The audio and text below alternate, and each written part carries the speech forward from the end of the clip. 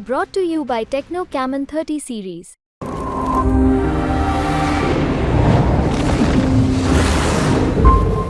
नमस्कार दोस्तों, न्यूज़ तक के इस खास शो में आपका स्वागत है। मैं हूं नीरज।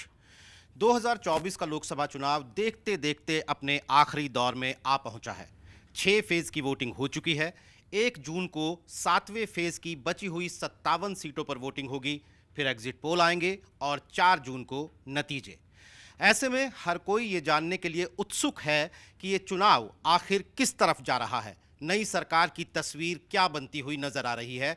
और इस सवाल का जवाब जानने और समझने के लिए हमारे साथ मौजूद हैं देश के जाने माने राजनीतिक विश्लेषक, चुनाव विश्लेषक और CSDS लोकनीति के को डायरेक्टर प्रोफेसर संजय कुमार। संजय जी, आपका स्वागत है हमारे इस शो में। और आपसे पहला सवाल मेरा यही है कि उम्मीदों, इच्छाओं और विश्लेषणों के कई उतार चढ़ाव देख चुका ये चुनाव आज कहां खड़ा हुआ? मुझे लग रहा है अभी भी उतार चढ़ाव जारी है। आपने कहा 6 चरणों का चुनाव संपन्न हो चुका है और 7वां चरण इस शनिवार को होना है। 7वें चरण के बाद शाम में तमाम एग्जिट पोल भी आएंगे, तो उतार चढ़ाव मुझे लगता है इसमें विराम नहीं पड़ा है, जारी है अभी भी। लेकिन ये ज़रूर है कि जब पहले दूसरे चरण का मतदान हो रहा था उस वक्त बीजेपी के लिए उम्मीदें कहीं ज़्यादा थी। लोगों को लग रहा था और तमाम विश्लेषकों को भी लगता था कि बीजेपी के लिए बड़ी बढ़त हो सकती है। लेकिन जैसे जैसे चुनाव दूसरे, तीसरे, चौथे, 5वें दौर में पहुंचा, मुझे लगता है कि बीजेपी के लिए यूं कहूं कि अगर सड़क पे कहें ना, उबड़ खाबड़ सड़क पर, तो उन्हें थोड़ा चलना उनके लिए मुश्किल होने लगा, बम्प्स आने लगे और विपक्ष का मनोबल बढ़ता हुआ मुझे दिखाई पड़ा। लेकिन छठे दौर में फिर कुछ बदलता हुआ माहौल दिखा और वजह बहुत साफ थी। जो छठा दौर था जिसमें 58 सीटों पर चुनाव हुए, वो सबसे मजबूत दौर था बीजेपी के लिए। 58 सीटों में से 40 सीटें बीजेपी जीती हुई थी 2019 के चुनाव में, और उनका वोट छठे दौर में 2019 के लोकसभा चुनाव के आधार पे 47% वोट था। तो ऊबड़ खाबड़ ज़मीन पर चलती हुई बीजेपी फिर समतल ज़मीन पर छठे दौर में आई और अभी 7वें दौर का इंतज़ार करना चाहिए। सर, अप्रैल के मिड ऑफ द अप्रैल यानी पहले फेज की वोटिंग से पहले CSDS लोकनीति ने एक सर्वे किया था जिसके मुताबिक एनडीए को 46% वोट मिलता हुआ नजर आ रहा था और कांग्रेस और उसके एलाइज यानी इंडिया गठबंधन को 34%, 12% का बड़ा अंतर था। आज जबकि 1.5 महीना बीत चुका है और 6 फेज की वोटिंग बीत चुकी है, क्या आपको लगता है कि उस स्थिति में कोई बदलाव है? बिल्कुल बदलाव दिखाई पड़ता है। जिस सर्वे का आप जिक्र कर रहे हैं, ये 8 अप्रैल को हमने आखिरी सर्वे किया था, मतलब ये पहले सप्ताह अप्रैल का किया हुआ है। आपने ठीक याद दिलाया, हमारा अनुमान था 40% वोट बीजेपी के लिए और उनके सहयोगियों के लिए 6% वोट। कांग्रेस के लिए अनुमान तकरीबन 24% का था और उनके सहयोगियों को कुछ वोट आ रहे थे, फासला बड़ा था। लेकिन उस सर्वे में अगर आपने देखा होगा, एक विश्लेषण हमने किया था, लगभग जो बीजेपी का जो 40% वोट है उसके अंदर में 40% में से 12 से 14% वोट ऐसा है जो रिलक्टेंट बीजेपी के लिए वोटर दिख रहा था। मतलब सर्वे के दौरान उन्होंने कहा वोट तो हम बीजेपी को देंगे, लेकिन उनकी इच्छा नहीं थी कि बीजेपी दोबारा जीत के आए। तो हमने उसको एक नाम दिया, रिलक्टेंट बीजेपी वोटर। लेकिन ये रिलक्टेंट बीजेपी वोटर अप्रैल के महीने में तो उसे लग रहा था कि बीजेपी को पसंद ना भी करते हुए उनका वोट बीजेपी के तरफ जाएगा। उस वक्त एक भी चरण का मतदान नहीं हुआ था। मुझे लगता है 6 चरणों के मतदान में वो रिलक्टेंट बीजेपी का वोटर है, उनमें शिफ्ट हुआ है, उनमें बदलाव आया है। और वो रिलक्टेंट बीजेपी वोटर क्यों था? उन्हें इच्छा नहीं थी, उनके मन में ये था कि बीजेपी को शायद चुनाव नहीं जीतना चाहिए, लेकिन जो कहते हैं मन मार के उनका वोट बीजेपी की तरफ जाता हुआ दिख रहा था, क्योंकि उन्हें लगता था कि विपक्ष कमज़ोर है, कोई ऑल्टरनेटिव नहीं है। शायद जैसे जैसे चुनाव दूसरे, तीसरे, चौथे, 5वें दौर में गया, उन्हें लगने लगा कि कुछ मुकाबला है और उनमें से कुछ वोटरों ने मेरे हिसाब से अपना मन बदला है और जो बीजेपी को वोट देने का मन बनाया था उनका वोट कांग्रेस या अन्य पार्टियों की ओर शिफ्ट हुआ है। इसी के लिए मेरा आज का अनुमान ये होगा, आज का मतलब 7वें दौर को भी अगर हम एक आकलन कर लें, 40% पे बीजेपी नहीं है, उसका वोट नीचे जाएगा। लेकिन पिछली बार जितना उनको वोट आया 37.5% वोट था, 40 और 37.5 के बीच में कहीं अटकता हुआ मुझे दिखाई पड़ता है। संजय जी, इसी से जुड़ा हुआ एक सवाल है। जो आपका सर्वे हुआ था उसमें आपने एक और सवाल पूछा था कि कितने लोग चाहते हैं कि सरकार लौट कर आए और कितने लोग चाहते हैं नहीं लौट कर आए। तो ये अंतर जो है 5% था। 44% लोग चाहते थे कि सरकार दोबारा आए और 39% चाहते थे कि ना आए। और अगर आप पिछले चुनाव का देखें या आपने जैसे पिछले 2004 से भी आंकड़ा दिया था, तो ये गैप कम हो गया। मतलब 2014 के मुकाबले भी देखिए या 2019 के मुकाबले खास तौर पे, कि 2019 में ज़्यादा लोग चाहते थे कि मोदी सरकार लौट के आए और 2024 में कम लोग चाहते थे या ज़्यादा लोग चाहते थे कि वो वापस ना आए। तो इसको वोट शेयर में अंतर 12% का था या 10% से अधिक था, ये कम था। हाँ, नहीं, आपने ठीक कहा। 2019 में जब हमने ये सर्वे किया था, उस वक्त ऐसे लोगों में जो लोग चाहते थे कि सरकार दोबारा जीते और ऐसे लोग जो चाहते थे सरकार दोबारा जीत के नहीं आए, उनमें 12% का अंतर था। मतलब 12% ज़्यादा लोग चाहते थे कि सरकार को दोबारा जीतना चाहिए और सरकार दोबारा जीत के आई थी। 2024 में जब हम प्री पोल सर्वे किया चुनाव के पहले, तब इनकी तादाद 5% हो गई थी। मतलब ज़्यादा लोग चाहते थे कि सरकार दोबारा जीत के नहीं आए। लेकिन जब हम वोट का आकलन कर रहे थे इसी प्री पोल में, तो वो वोट बहुत ज़्यादा था। इसी के लिए हमने कहा कि ये रिलक्टेंट बीजेपी वोटर हैं, चाहते तो नहीं है कि सरकार दोबारा जीते, लेकिन फिर भी जो कहते हैं ना, हार पार के अपना वोट बीजेपी की तरफ देने की उम्मीद कर रहे हैं या मन बनाया है। मन तो नहीं है कि दोबारा सरकार जीतनी चाहिए, लेकिन वोट फिर भी दे देंगे। शायद कई फैक्टर रहे होंगे मन में। एक तो नेतृत्व का भी दिमाग में रहता है कि भाई एक तरफ प्रधानमंत्री मोदी हैं तो दूसरी तरफ उनका मुकाबला करने के लिए कोई नहीं है। मजबूत सरकार चाहिए। मन नहीं है बीजेपी को वोट दें, लेकिन सरकार मजबूत होनी चाहिए और ऐसी स्थिति में क्यों ना फिर हम बीजेपी को वोट दें। तो सरकार की छवि गिरती हुई दिखाई ज़रूर पड़ी। प्री पोल में भी कई और ऐसे सवाल थे, बेरोजगारी के मुद्दे पर, महंगाई के मुद्दे पर लोगों ने सरकार को कटघरे में खड़ा किया था। बड़ी संख्या में लोग कहते थे कि बेरोजगारी बढ़ी है, महंगाई बढ़ी है। और मुझे लगता है कि ये 6-7 दौर के चुनाव में ये सारे मुद्दे कहीं ना कहीं, मैं ये तो नहीं कह रहा चुनाव पर हावी हो गए, लेकिन हाँ, जितना इनका असर पहले के चुनाव में कम दिखता था, पहले का मतलब 2019 का चुनाव या 2014 का चुनाव, उससे कहीं ज़्यादा असर इन चुनाव में देखने को मिल रहा है। शायद ये वो वोटर थे जो बीजेपी को कह रहे थे कि तेरी मेरी बने ना, लेकिन तेरे बिना सरे ना। तो सर, बीजेपी को लेकर, बीजेपी के सीट प्रोजेक्शन को लेकर अलग अलग स्लैब अलग अलग चुनाव विश्लेषकों ने दिए हैं कि यहाँ से यहाँ तक आ सकता है, यहाँ से आ सकता है। उस पर हम आपका आकलन लेंगे बाद में, लेकिन मैं पहले ये जानना चाहता हूँ कि कांग्रेस पार्टी का प्रदर्शन आप कैसा देखते हैं? क्या 2019 के मुकाबले कांग्रेस पार्टी अपना टैली सुधारने जा रही है? देखिए, पहले बड़ी बात करूँ, 2019 का चुनाव, मुझे लगता है 2019 का चुनाव सही मायने में एक राष्ट्रीय चुनाव था। एक राष्ट्रीय मुद्दे पर चुनाव लड़ा जा रहा था और वो राष्ट्रीय मुद्दा क्या था हम सब जानते हैं। नेशनलिज्म का मुद्दा था, राष्ट्रवाद का मुद्दा था। बालाकोट एयर स्ट्राइक हुआ और उस वक्त देश की सुरक्षा एक बड़ा मुद्दा बन के जनता के सामने थी। प्रधानमंत्री मोदी की छवि एक स्ट्रॉन्ग लीडर के रूप में थी। मैं ये नहीं कह रहा आज उनकी छवि में कोई गिरावट है, उनकी छवि आज भी बरकरार है, लेकिन अंतर क्या है? 2024 के चुनाव में कोई राष्ट्रीय मुद्दा मुझे दिखाई नहीं पड़ता। ये ज़रूर है, बीजेपी ने कोशिश की थी कि मंदिर के मुद्दे पे चुनाव लड़ा जाए। धारा 370 हटाया हमने, ये एक ऐतिहासिक घटना है और है भी, क्योंकि हम सब जब पढ़ते थे तो हमें लगता था धारा, ये सब हम जानते थे कि 370 हटाना नामुमकिन है, लेकिन वो बिल्कुल जैसे कहते हैं चटमंगनी पटव्या, अचानक ही गायब हो गया। तो इन सब चीज़ों को बीजेपी ने इस बात का प्रचार किया कि ये इतने बड़े हमने काम किए और बीजेपी इन मुद्दों पर 2024 के चुनाव में वोट मांग रही थी। लेकिन मुझे लग रहा है पहले दौर में ही ये बात स्पष्ट होने लगी कि ये बड़े मुद्दे बीजेपी के लिए काम नहीं कर रहे हैं। इस मायने में ये चुनाव अलग है। 2019 का चुनाव बिल्कुल एक वेव इलेक्शन दिखाई पड़ता था और जिसका बार बार जिक्र हो रहा है, 2024 का चुनाव वेवलेस इलेक्शन है। मतलब कोई एक ऐसा मुद्दा नहीं है जिसकी गूंज आपको देश के कम से कम बड़े राज्यों में या तमाम ढेर सारे राज्यों में दिखाई पड़े। तो अगर 2019 जैसा चुनाव दिखाई नहीं पड़ता तो, और वो बीजेपी के लिए थोड़ा आकलन कम दिखता है, तो अगर 2019 के जैसा चुनाव नहीं है, इसके हिसाब से बीजेपी मुझे थोड़ी नीचे जाती हुई दिखाई पड़ती है। और अगर बीजेपी नीचे जा रही है तो कांग्रेस बाय डिफ़ॉल्ट कहीं ना कहीं कुछ ना कुछ उनको गेन्स हो रहे हैं। अब ये कितने होंगे ये तो 4 जून को पता चलेगा, लेकिन कांग्रेस का प्रदर्शन 2019 की तुलना में बेहतर होता हुआ दिखाई पड़ रहा है और बीजेपी का प्रदर्शन सीटों के नज़रिए से 2019 की तुलना में थोड़ा सा खराब दिखाई पड़ता है। नहीं तो सर, ये जो आप गेन और लॉस की बात कर रहे हैं बीजेपी के लिए या कांग्रेस के लिए, तो वो कहाँ से होंगे?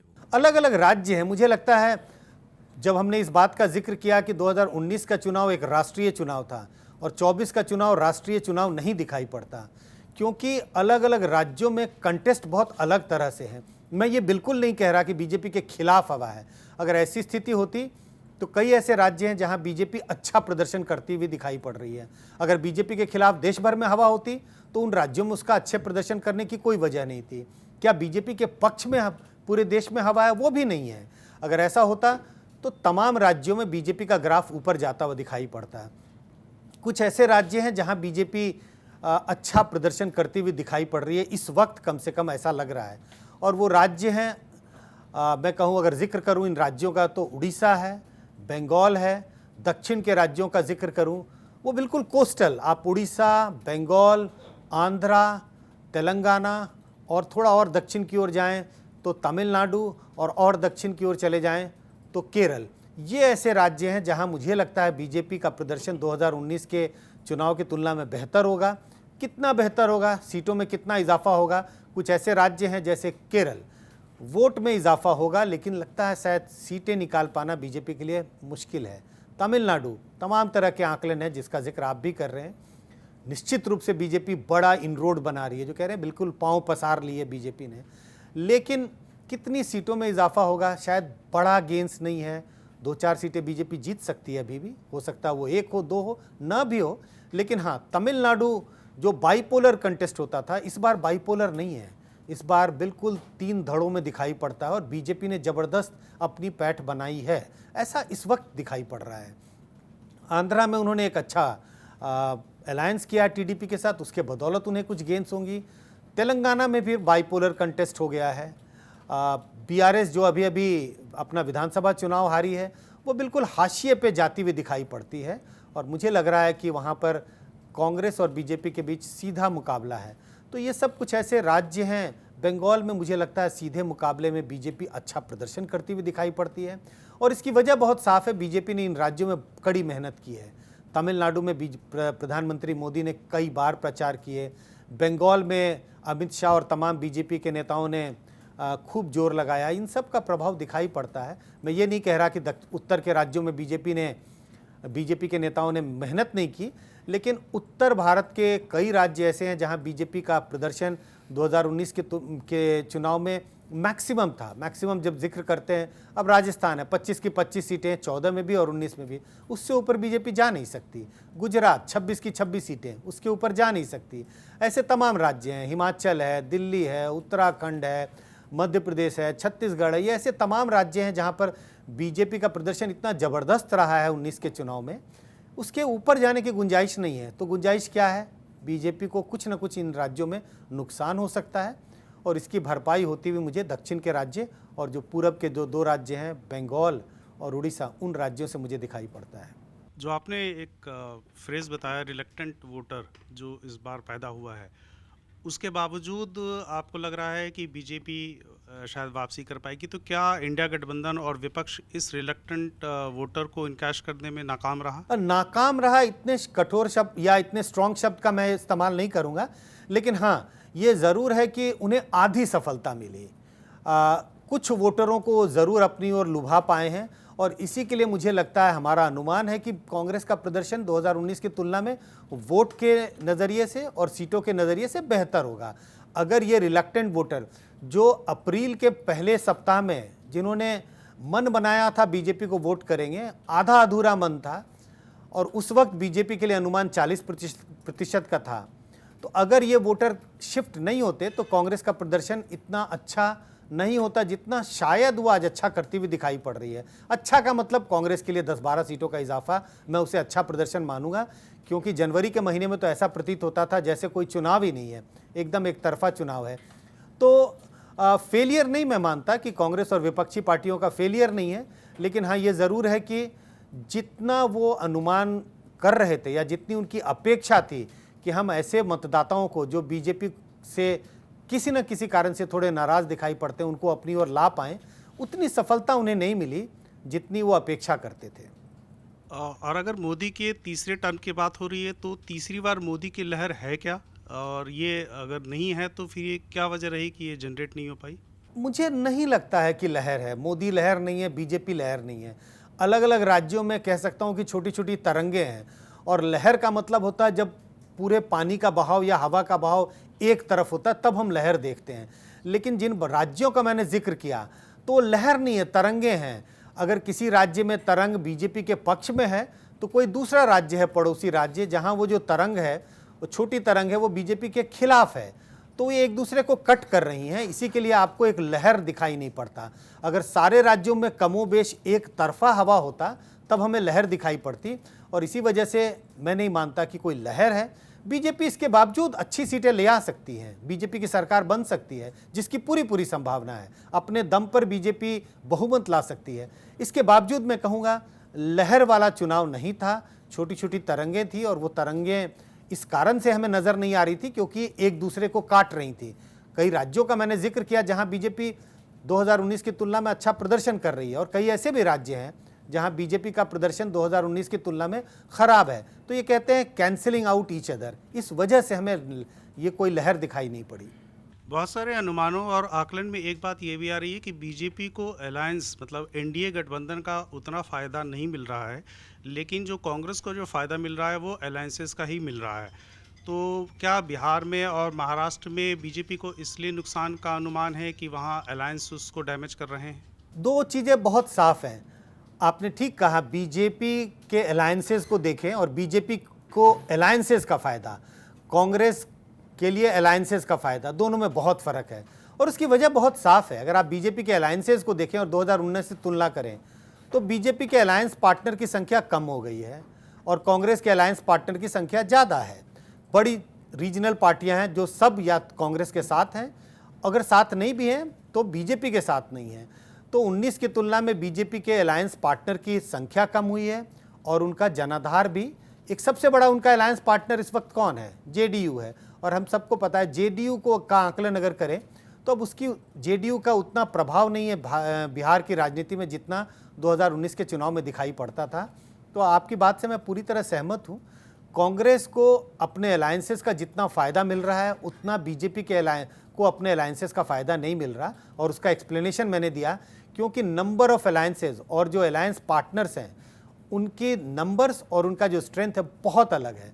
कांग्रेस के पास बड़े बड़े अलायंसेस हैं। आप अगर आम आदमी पार्टी का जिक्र कर लें, डीएमके का जिक्र कर लें, ममता बनर्जी का जिक्र कर लें, हालांकि ममता बनर्जी के बारे में कह नहीं सकते कि अलायंस है भी कि नहीं है, आरजेडी का जिक्र कर लें, समाजवादी पार्टी का जिक्र कर लें, ये सब अपने राज्य की बड़ी पार्टियां हैं और इतनी बड़ी पार्टियों के साथ उन्होंने अलायंस किया है। बीजेपी की अगर बात करें तो बीजेपी के पास एक ही बड़ी क्षेत्रीय पार्टी के साथ अलायंस है, वो जेडीयू है। इसके अलावा जेडीएस छोटी पार्टी है, तो इसके अलावा कोई बड़ी अलायंस पार्टनर नहीं है। इसी वजह से दोनों के अलायंसेस के प्रदर्शन में हमें अलग मतलब डिफरेंस दिखाई पड़ता है। आपने जिक्र जेडीयू का किया, तो क्या बिहार में नीतीश कुमार के बार बार पाला बदलने से या उनकी बढ़ती उम्र की वजह से उनकी लोकप्रियता कम हो रही है और पार्टी अब ढलान की तरफ जाती हुई दिख रही है? मुझे लगता है बहुत स्पष्ट है कि उनकी लोकप्रियता में गिरावट आई है। एक समय था जब नीतीश कुमार पूरे देश के अगर हम अलग अलग मुख्यमंत्रियों का आकलन किया जाता था और इंडिया टुडे और तमाम लोग आकलन करते थे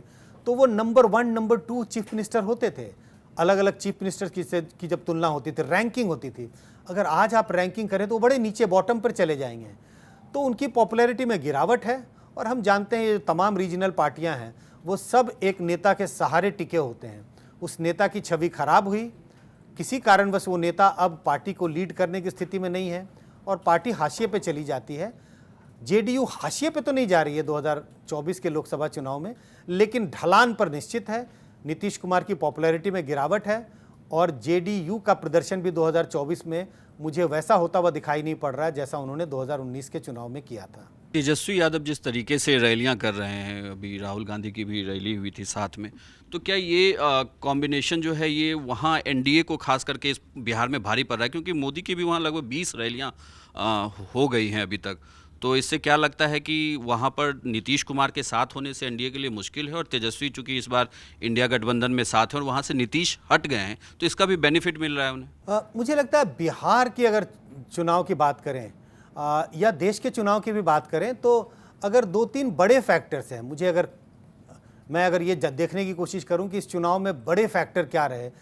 जीत हार अलग है, लेकिन तेजस्वी यादव का एक अच्छे नेता के रूप में उभरना इस चुनाव की एक खास मतलब एक खास इंडिकेशन है। इन चुनाव में ये देखने को मिला।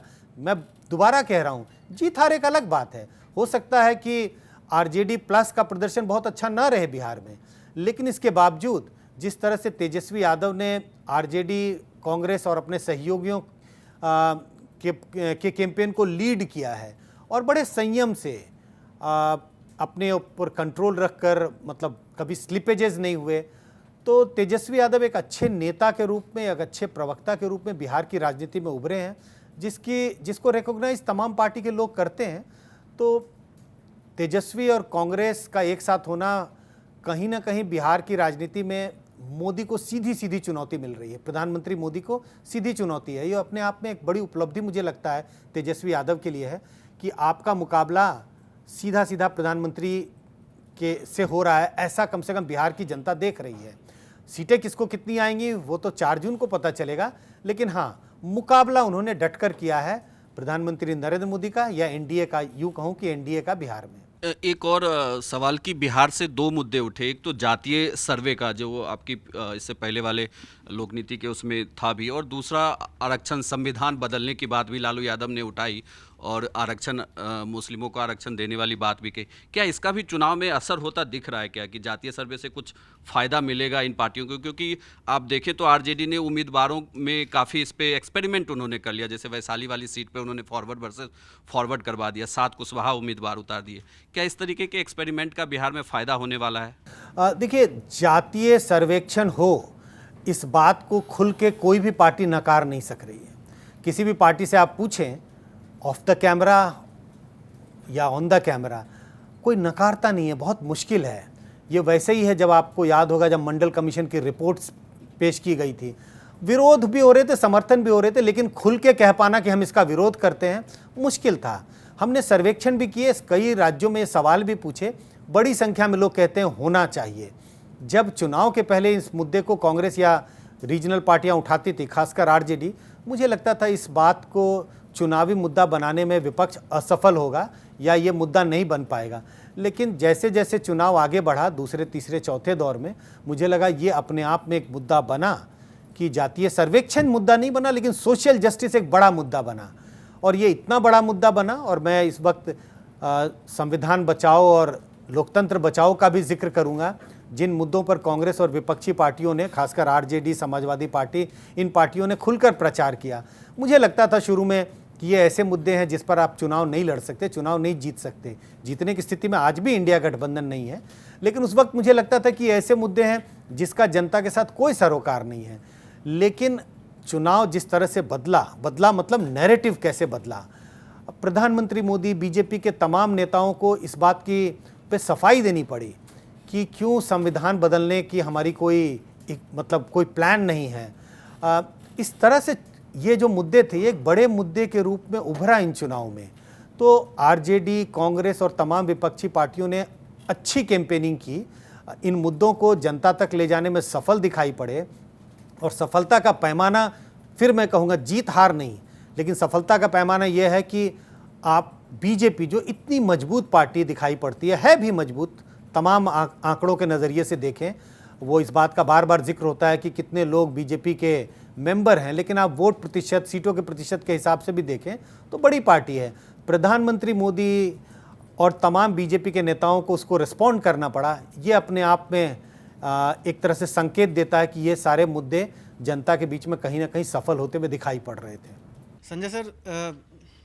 संजय सर, लोग कहते हैं, पॉलिटिकल एक्सपर्ट्स, कि उत्तर प्रदेश और महाराष्ट्र, ये 2 स्टेट ऐसे होंगे जो तय करेंगे कि बीजेपी की फाइनल टैली 4 जून को हमें क्या देखने को मिलेगी। CSDS का डेटा हमें पोस्ट पोल इलेक्शन 2019 का ये सजेस्ट करता है कि उत्तर प्रदेश में महागठबंधन बना, इसके बावजूद जो गैर यादव OBC वोट है, अच्छा खासा दलित वोट है, ये बीजेपी और एनडीए के साथ रहा 2019 में।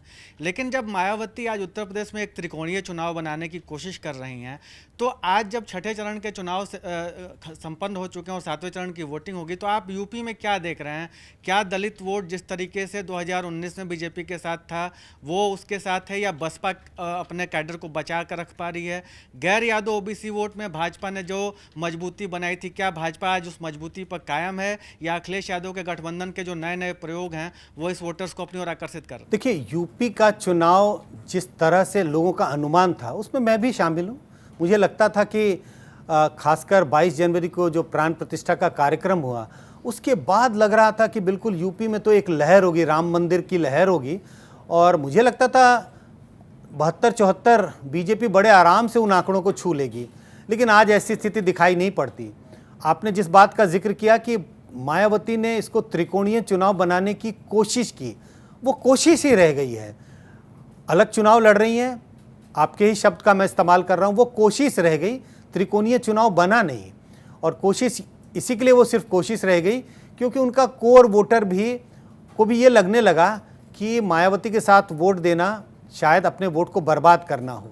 मेरा अपना अनुमान है बीएसपी का वोट बहुत नीचे जा रहा है, क्योंकि मतदाता, हिंदुस्तान का एक आम मतदाता अपने वोट को बर्बाद नहीं करना चाहता। वो ये चाहता है कि उसके वोट से कुछ नतीजे निकलें, कम से कम उनका वोट, अगर उनका चुनाव सिलेक्शन सही ना भी रहे तो कम से कम जीतने वाले को ना मिले तो कम से कम हारने वाले की तरफ जा रहा हो।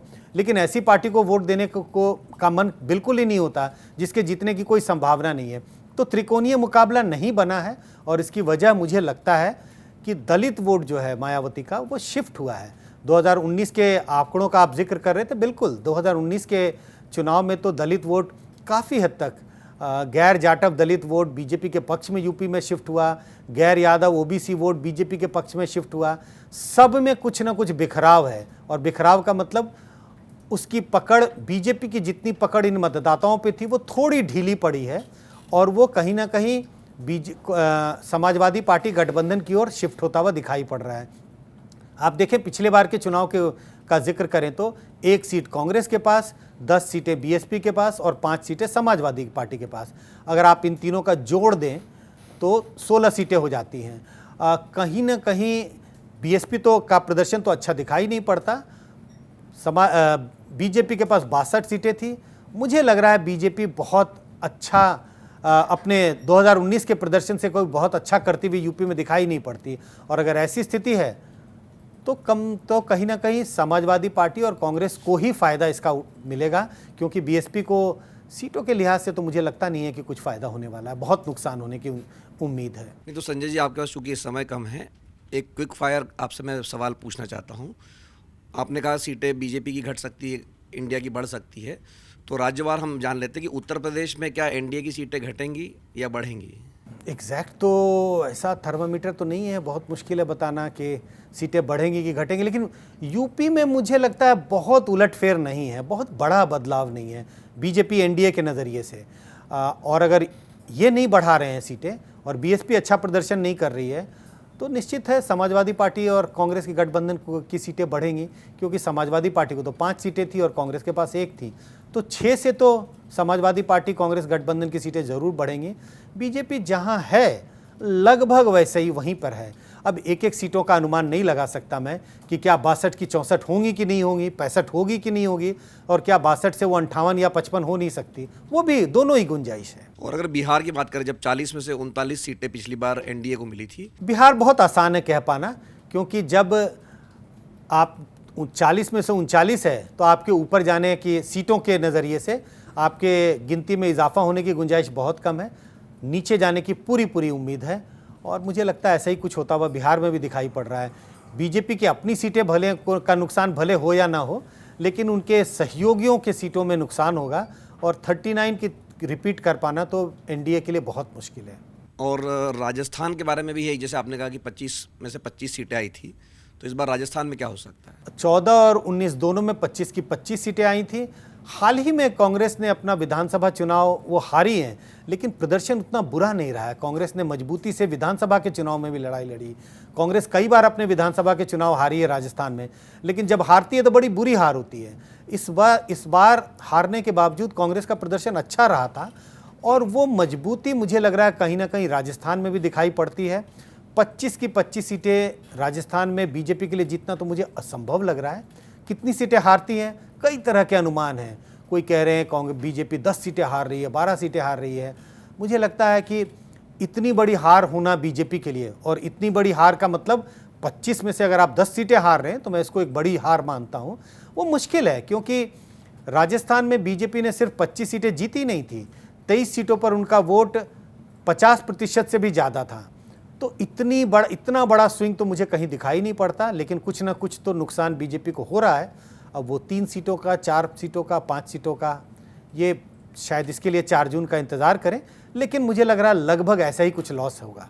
और हरियाणा की भी बड़ी चर्चा है कि हरियाणा में भी 10 में से 10 सीटें थी पिछली बार। हाँ, कई बार ऐसा होता है, चर्चा ज़्यादा होती है और पता चलता है कि वो हकीकत कम है। बहुत चर्चा है, सारी सीटें हार सकती है बीजेपी, कम से कम 6 हार जाएगी। इतना बड़ा फेरबदल शायद मुझे नहीं लगता है, क्योंकि इतना मतलब बीजेपी के खिलाफ जब तक वो बड़ी लहर नहीं होती, उतनी बड़ी लहर हो तब इतना बड़ा मतलब सफाया हो सकता है। लेकिन अगेन 10 की 10 सीटें थी हरियाणा में बीजेपी के पास, तो नुकसान निश्चित है। 2 सीटों का, 4 सीटों का या 5 सीटों का, थोड़ा सा इंतज़ार कर लें इसके लिए। और दिल्ली में जहां हम बैठे हैं कि वहां पर इस बार आम आदमी पार्टी और कांग्रेस साथ साथ में है। अगर देखिए आंकड़ों के नज़रिए से देखें तो आम आदमी पार्टी और कांग्रेस दोनों के वोट को अगर आप जोड़ भी दें तो भी 7 की 7 सीटों पर बीजेपी का वोट, 2019 के लोकसभा चुनाव के मद्देनज़र में बता रहा हूं, तभी भी ज़्यादा है बीजेपी का वोट। तो बिल्कुल, और हम जानते हैं 2 पार्टियों का जब गठबंधन होता है तो 100% वोट ट्रांसफ़र भी नहीं होता। अगर 100% वोट ट्रांसफ़र भी हो जाएं तो भी बीजेपी आसानी से 7 सीटों पर जीत सकती है। लेकिन एक बात का ध्यान रखना चाहिए कि 2019 का जैसा माहौल नहीं है आज, जिसका जिक्र मैंने किया। ये 2019 का चुनाव नहीं है। मुझे लग रहा है कई राज्यों में और कई जगहों पर तो जनता चुनाव लड़ रही है। विपक्ष बिल्कुल धाराशायी था, उसे उम्मीद भी नहीं थी कि कुछ इन चुनाव में कुछ कंटेस्ट भी है। मुझे ऐसा लगता था विपक्ष ने अपने सारे हथियार डाल दिए थे जनवरी फरवरी के महीने में। लेकिन जैसे ही जनता को, जो कहते हैं जैसे जैसे सेना को जब उन्होंने देखा, जो फुट सोल्जर्स है उनको लड़ाई लड़ते देखा, तो ये जो बड़े जो नेता थे उन्होंने बाद में हथियार उठाए हैं। तो माहौल कुछ बदला है, और उस बदलते माहौल में बीजेपी को कुछ नुकसान दिल्ली में भी होगा, लेकिन भारी नुकसान, जब मैं भारी नुकसान का जिक्र करता हूं तो मैं मानता हूं आधी से ज़्यादा सीटें हार जाना वो भारी नुकसान है। ऐसा मुझे दिखाई नहीं पड़ता। 7 सीटों में अभी भी मुझे लगता है बीजेपी के लिए अपर हैंड है। शायद 2 सीटें, 1-2 सीटें अगर बीजेपी हार जाए तो इतना ही नुकसान मुझे दिल्ली में दिखाई पड़ता है। सर जल्दी से महाराष्ट्र का भी जिक्र कर लेते हैं। महाराष्ट्र का भी बेहद उलझा हुआ चुनाव। वो इतना उलझा हुआ है कि वहाँ के वोटर भी के दिमाग में भी बहुत उलझन है, क्योंकि कन्फ्यूज़न इतना ज़्यादा है। तमाम पार्टियाँ हैं, 2 शिवसेना है, 2 एनसीपी है, और वहाँ जब जाएं आप लोगों से बात करें तो बड़ी एक तरह से उलझन और बहुत डिसएंचैनमेंट बहुत है। लोग कहते हैं वोट किसको दिया, सत्ता सरकार किसके साथ बना ली, अब वो विभाजन हो गया पार्टी में, फिर वो किसके तरफ चला गया। तो कन्फ्यूज़न बहुत है महाराष्ट्र में। लेकिन कुल मिला के मुझे महाराष्ट्र में ऐसा लग रहा है कि सहानुभूति शरद पवार और उद्धव ठाकरे के पक्ष में है, लेकिन जो उनका जो दूसरा धड़ा है उनके पास एडवांटेज है, उनके पास सिंबल था पार्टी का।